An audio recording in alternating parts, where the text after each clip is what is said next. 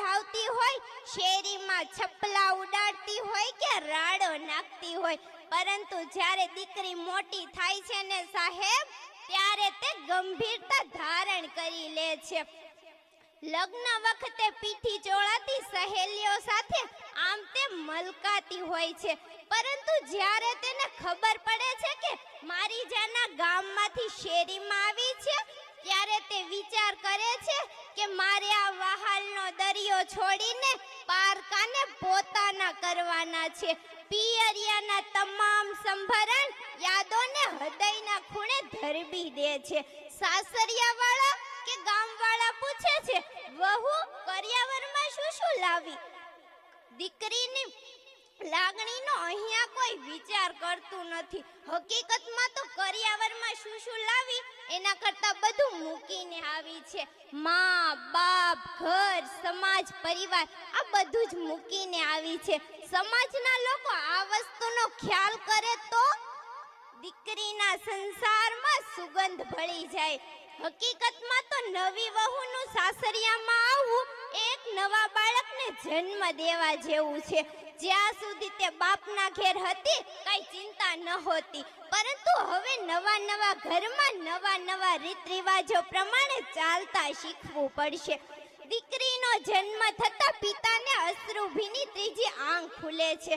બકરું દુહે પુરુષોને રડવા માટે કોકનીએ આંખ આપી હોય છે, અને જ્યારે દીકરીની વિદાય વેળે આ કોકનીએ આંખ રડે ત્યારે બાપ ભૂંડો લાગે છે. ઘરમાં જોવા તો પિતાનો ચહેરો એક આદર્શ વિશ્વાસુ બની રહે છે.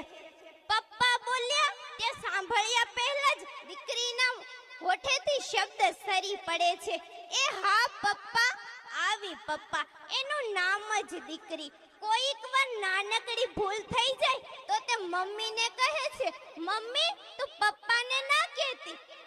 સાસરિયામાંથી પિયરિયામાં આવતી દીકરી કંઈક લેવા નથી આવતી, પરંતુ પિતાની ખબર લેવા આવે છે અને આર્થિક સ્થિતિ જોવા આવે છે. કોઈ વાંધો તો નથી ને?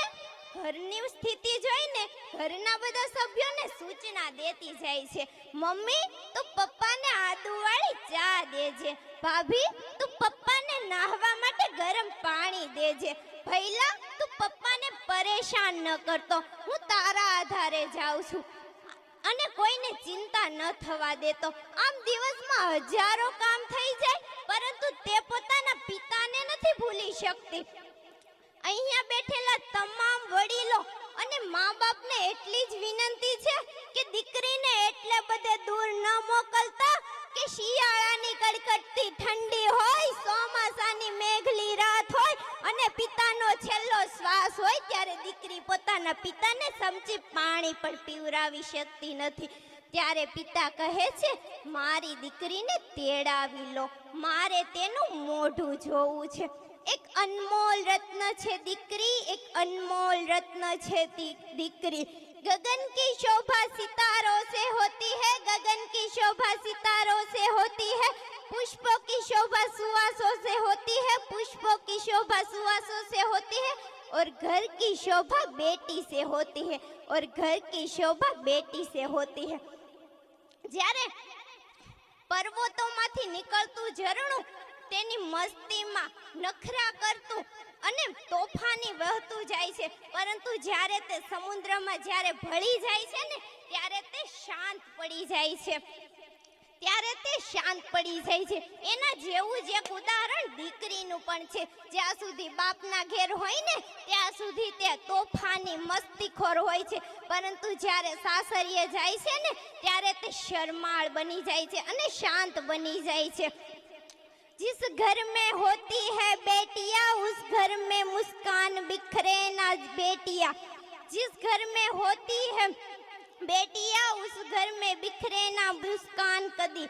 पापा की लाडकी माँ की है जान, ભાઈની છે શાન, પરિવારની છે આન, આ છે દીકરીની સાચી ઓળખાણ. કહેવાય છે કે દીકરી અને દીકરાનો તો ઘણો ભેદભાવ રહેલો છે. દીકરી હોય તો માત્ર કુળને તારે છે, દીકરો હોય તો માત્ર કુળને તારે છે, પરંતુ દીકરી હોય ને તો બે કુળને તારે છે, પોતાનું પિયરિયું અને પોતાનું સાસરિયું.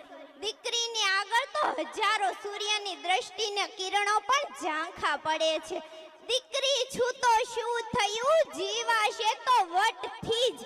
આમ ન કરાય તેમ ન કરાય, આમ ન જવાય તેમ ન જવાય. અને આવા વિચારવાળા તો મારા ઘરની બહારની ગટરમાં જ શોભે. દીકરી તો માત્ર રસોડામાં જ શોભે. દીકરી છું તો શું થયું, જીવાશે તો વટથી જ. દીકરો હોય, દીકરીને 7 વાગ્યા પહેલા જો ઘરની અંદર ના આવી તો તેના ઉપર હજારો સવાલોનો વરસાદ વરસાવી દે છે. પરંતુ જ્યારે દીકરો રાત્રે 12 વાગ્યે ઈ પણ નશામાં ધૂત થઈને આવે તો પણ તેને પ્રસાદનો પકવાન આપવામાં આવે છે. વાહ રે વાહ, તારો ઇન્સાફ નારો છે. દીકરી છું તો શું થયું, જીવાશે તો હંમેશા વટથી જ. જય હિન્દ, જય ભારત.